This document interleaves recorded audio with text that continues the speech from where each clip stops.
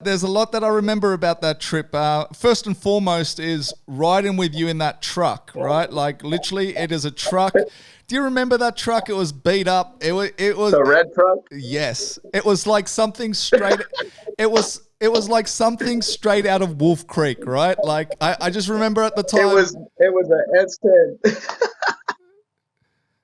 Oh man, that was good times. So I went to pick you, Ian, I think Lewis, and I forgot. I think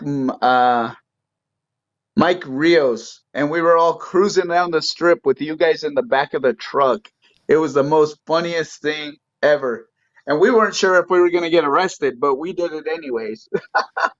But it was funny as well because, as I said, I literally met you then, and Spencer at the time, he was like, "Oh, yeah, just ride with Tony, right?" And I'm like, Yeah. this guy, I don't really know him.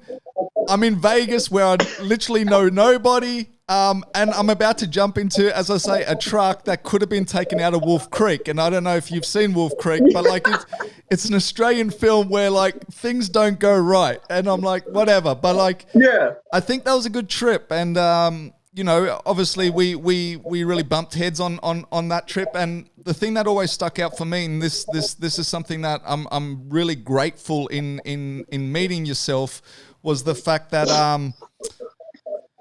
we were with who was it with? Was it Lowen? We were with Lowen from Team Hawaii as well, and it was myself, you, and him, and we went to Starbucks. This is how well I remember it. We went to Starbucks at the MGM, and we're just like, we're just randomly talking, and I remember I had my first fight come up, right, and I was like, yeah, you said you had a fight coming up. right, and I was like, hey, what's the best bit of advice you could give me, right, and I remember, right, like you said, listen, there's no advice anyone can give you. Your coaches can't give you advice. Nobody can give you advice, because he said, being your first fight, the adrenaline's going to take over, and you're just going to start swinging for the fences. But you know what? You saying that stuck with me, and the whole fight camp. Right? Like the coaches were telling me all these things, and the whole fight camp, I was just like, don't swing for the fences. Don't swing for the fences. Don't swing for the fences. So everything's going to go out the window. I remember that. Well, everything's going to go out the window, bar that, right? This is what I'm saying. Like I literally owe a lot of my fight to you saying that, because keeping calm. That was the one thing that I said to myself, like, on my daily runs, on everything. It was just about keeping that composure, right? Like it was like keep composed.